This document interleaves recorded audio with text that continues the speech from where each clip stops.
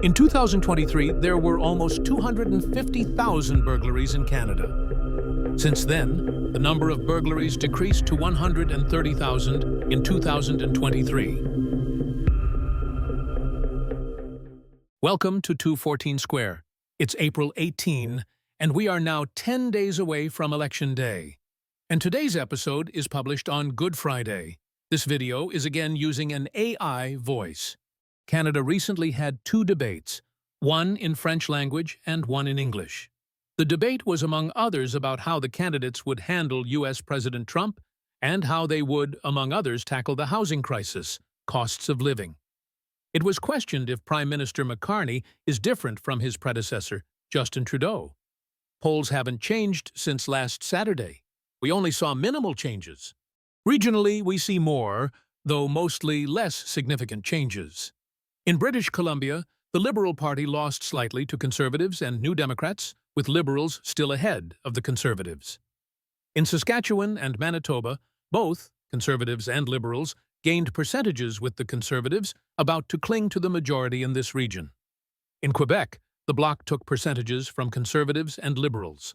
Liberals are still ahead, but Bloc Québécois is now clearly the second strongest party in Franco-Canada. In Alberta, Liberal Party and NDP are gaining ground, but don't threaten the Conservative majority. And we see gains for the Conservatives in Ontario and Atlantic Canada. Despite the improvement for the party, they are too far away to threaten the chances of the Liberals, who are leading in Ontario and in Atlantic Canada. In Atlantic Canada, the Liberals have a clear majority. What do you think is the difference between Prince Edward Island, part of Atlantic Canada, and Nunavut, a territory in the north of Canada, the Northwestern Territory, which is neighboring to Nunavut, and Ontario, the most populous province of Canada? Prince Edward Island has the lowest value in the Violent Crime Severity Index, while Nunavut has the highest index value. The Northwestern Territories is the entity with the highest crime severity index in comparison to Ontario, with the lowest index value in Canada. The crime severity index used here takes all crimes reported to law enforcement and multiplies them by a weight for the seriousness of a crime, like murder being higher weighted more than burglary. A high index value doesn't mean that there's a high crime rate, but that there are more severe crimes. We compare the two provinces and territories with the lowest and the two with the highest index values. The lowest crime severity index values have Ontario and Quebec. The index values dropped below 100. Meanwhile, the two territories with the highest values, the Northwestern Territories, close to 500 on top, followed by Nunavut, above 400, see increasing crime severity rates. Canada in general sees a minimal overall increase.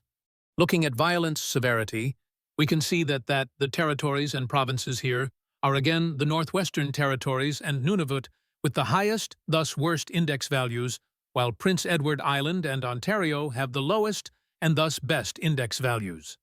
The values are increasing a bit in Canada, specifically after the pandemic, but not as strong as in Nunavut and the Northwestern Territories. While we see increasing index values for Yukon and the Northwestern Territories, we see decreasing values for youth crime severity in these territories, from over 500 in the territories and over 200 in Yukon in 2004 to slightly more than 100 in 2021, just twice as much as in Ontario and British Columbia. Since the end of the pandemic, the index value is increasing again, but is still below 200 for both. Housing is a big issue due to increasing housing prices in Canada, specifically in British Columbia and Ontario. While most provinces and territories stay in line, we see high average house sales prices in British Columbia and Ontario, with values between $800,000 and $1 million Canadian dollars. We see the prices of the remaining provinces at around $300,000 to almost $600,000. There were price anomalies during the pandemic. Due to the increase in housing costs, Canadians worry about how tightened financial circumstances can affect their life. According to a survey from Abacus Data, almost 60% of Canadians are worried about the situation, and a quarter fears losing their house or rental. A fifth is not concerned at all. Homeless rates could increase. The housing problem is homemade. Canada's population grew rapidly over the last years and decades, also due to immigration, which is now capped. At the same time, Canada did not increase the capacity of affordable homes. This is why 3/5 of Canadians are worried about the housing situation. At the moment, people spend more than 30% of their income for their shelter. In the next and last episode before the election, we will talk about Canada and their relationship to the USA under President Trump. We will also talk about the forecast for the election. This is Christian, the analyst and editor of this video.